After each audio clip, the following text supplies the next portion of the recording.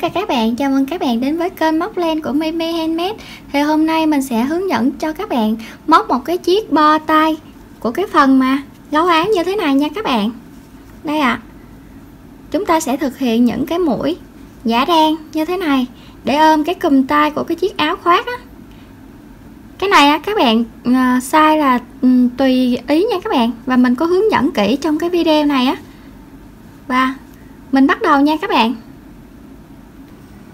Mình sẽ hướng dẫn cho các bạn móc một cái bo tay như thế này nha các bạn. Đối với các mẫu áo khoác hoặc là các mẫu áo len á, thì chúng ta có thể áp dụng cái bo này để chúng ta viền lại cái phần gấu áo của chúng ta ở phần bên này. Và cái mẫu này á, thì mình không có viền cái phần gấu áo, cho nên là các bạn, nếu mà các bạn ứng dụng những cái mẫu khác á, thì nó sẽ hợp hơn ha các bạn. Đây, mình chỉ viền cái phần này, cái mũi giả đen này nè, mình sẽ viền cái phần tay áo của bé thôi. Rồi bây giờ chúng ta sẽ bắt đầu nha các bạn.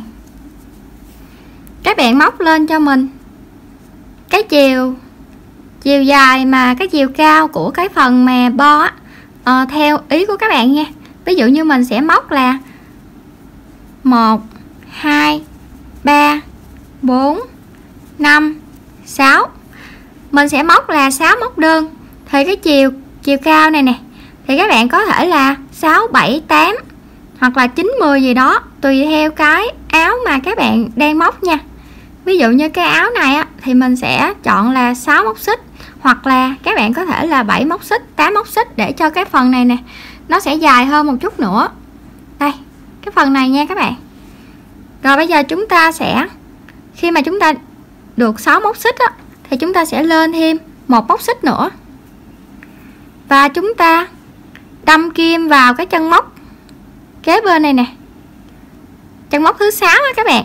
Chúng ta sẽ móc một mũi dời.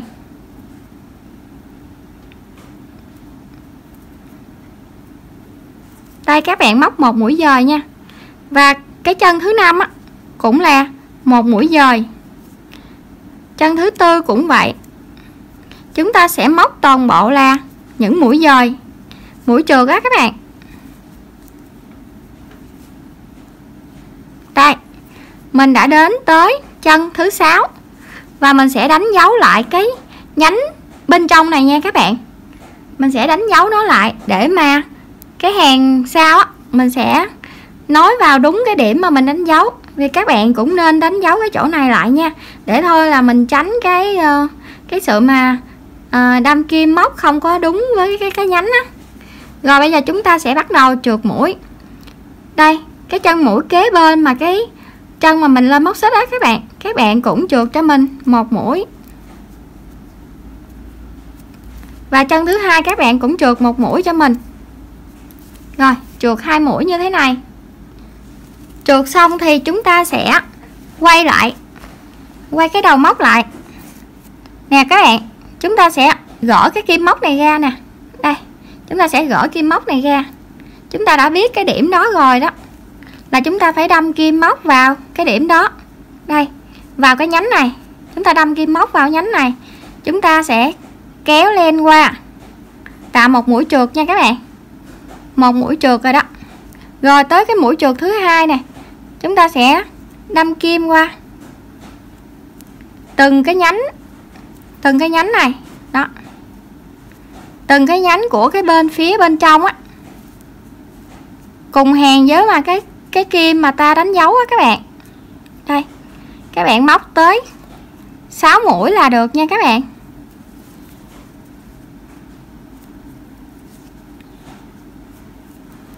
Và cái mũi cuối cùng này các bạn, là nó nằm ở đây này nha.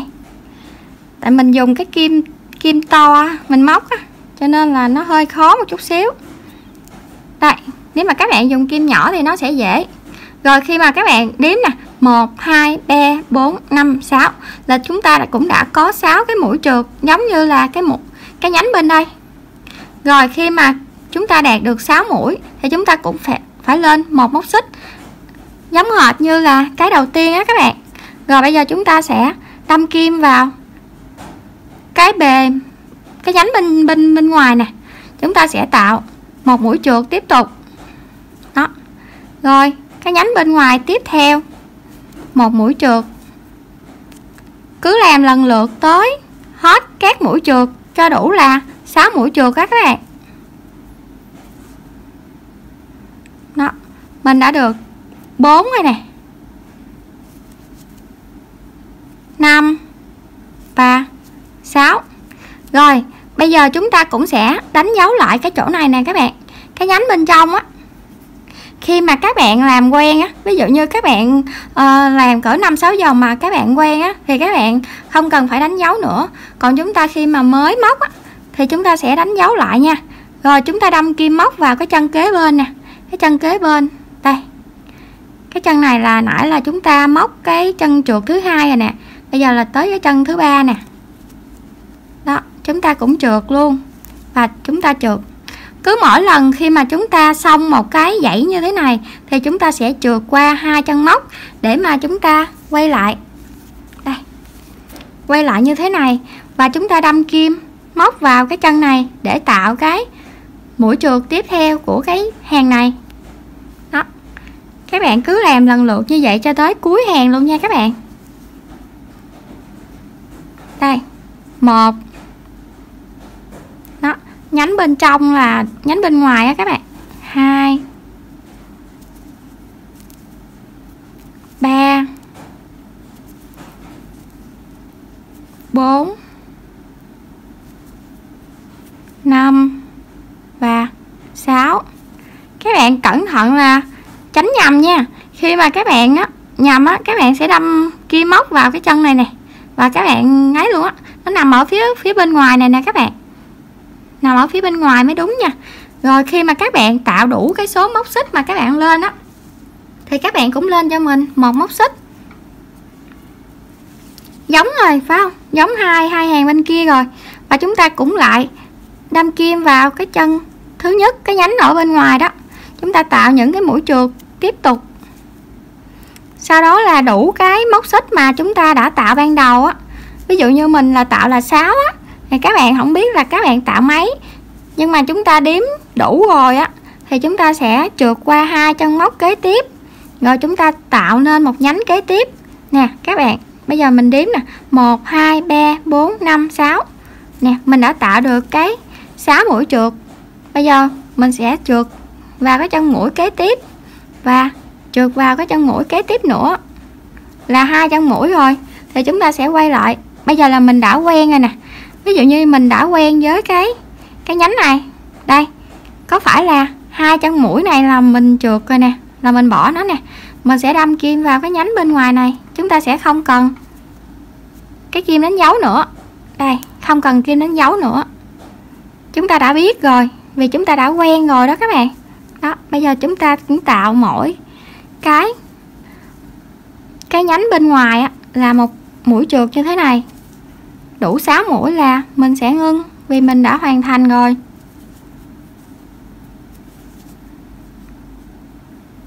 Rồi bây giờ chúng ta đã hoàn thành được 6 rồi nè các bạn, 1 2 3 4 5 6. Rồi bây giờ chúng ta xem thành quả của chúng ta. Đây, nó tạo được như gì rồi nè các bạn. Nó tạo được những hàng như gì rồi, có phải là nó sẽ giống như hàng này không? Đây, nó mình sẽ làm như vậy cho tới hết hàng luôn nha các bạn. Đây, rồi mình sẽ làm mẫu một hàng nữa cho các bạn. Khi mà mình được 6 nhánh như thế này rồi, 6 móc như thế đó rồi, thì chúng ta sẽ lên một móc xích nữa và chúng ta sẽ đâm kim vào từng cái nhánh. Khi mà trở về là nhánh bên ngoài.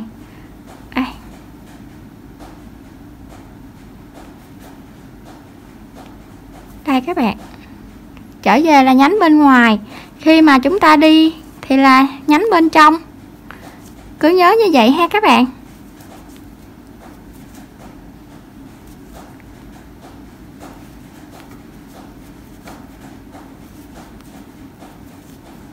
Đó, bây giờ mình đã tạo được 6 rồi nè.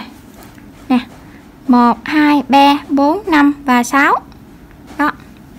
Và chúng ta sẽ trượt vô cái chân kế tiếp, trượt thêm một chân kế tiếp nữa. Khi mà trượt như vậy á, tức là chúng ta đã giảm một mũi rồi đó các bạn nè. các bạn thấy không? Trượt như vậy là chúng ta đã giảm một mũi, là cái tay áo của chúng ta đã nhỏ lại rồi đó. Đây, 1 mũi trượt, 2 mũi trượt, 3 mũi trượt, 4 mũi trượt, 5 mũi trượt, và đây, cái mũi thứ 6 nó nằm ở nhánh này nè các bạn. Cái mũi thứ 6 á, thường nó ưa có bị nhầm á. Hồi nãy mình móc cái chỗ này nó hơi ấy nè. Đây cái mũi thứ 6 nè. Rồi chúng ta cũng sẽ lên một móc xích. Rồi chúng ta cứ làm tương tự như vậy cho tới cuối hàng, cho tới cái chỗ bên này nè các bạn. Đây, cái chỗ bên này này nha. Mình sẽ gặp lại khi mà các bạn móc tới gần cuối hàng. Rồi các bạn móc đi nha. Mình đã móc đến gần cuối hàng rồi nè các bạn. Còn một cái chân móc này nè, mình sẽ trượt vào đây luôn nha. Đây. Mình sẽ trượt vào đây luôn. Móc lên một móc xích. Bạn sẽ kéo lên một cái đoạn len dài để mà mình khâu lại nha các bạn. Rồi bây giờ mình sẽ lấy kéo mình cắt cái đoạn len này. Chuẩn bị cho mình một cây kim khâu len nha. Nè, mình rút cái mối này lại. Rồi bây giờ là mình sẽ nối lại.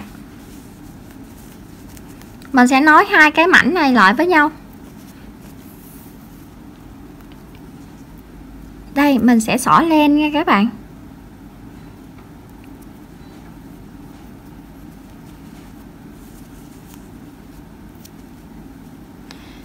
Cái chân móc bên đây nè các bạn, mình sẽ xỏ qua cái chân bên đây.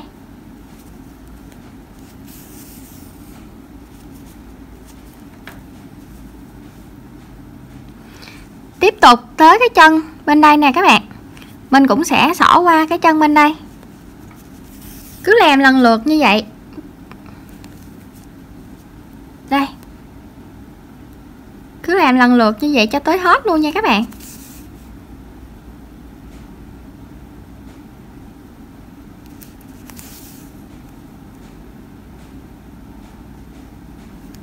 Cứ xỏ cái chân của bên đây qua cái chân của bên kia.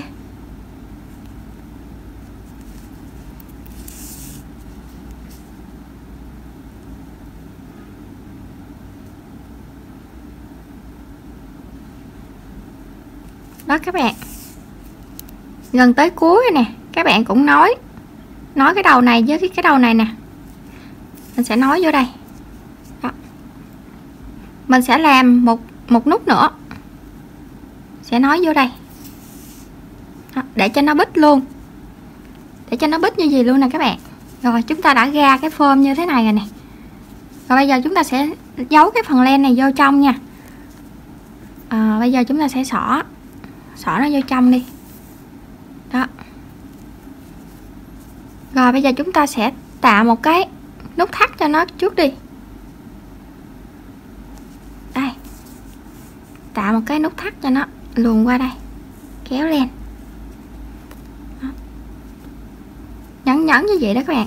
Rồi bây giờ mình sẽ luồn nó vô trong những cái mũi móc này nè. Cho nó xuống tới dưới luôn. Đó, mình sẽ giấu nó đi. Đó các bạn. Để cho nó vô trong đi. Rồi bây giờ mình sẽ giấu nó từ từ vô. Khi mà các bạn giấu mà thấy nó ổn rồi á, thì các bạn dừng lại. Đó. Nè, các bạn cứ đâm thẳng xuống.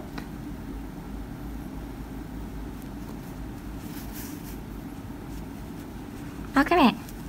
Mình giấu như vậy là cũng đã được rồi á. Bây giờ mình cắt đi. Rồi bây giờ là mình đã được một cái bo tay như thế này nè các bạn. Đây, không có thấy gì hết nữa nè. Đây cái phần mà mình đã nói là cái phần bên đây. Rồi mình đã hướng dẫn xong cho các bạn cái phần bo này rồi nha các bạn.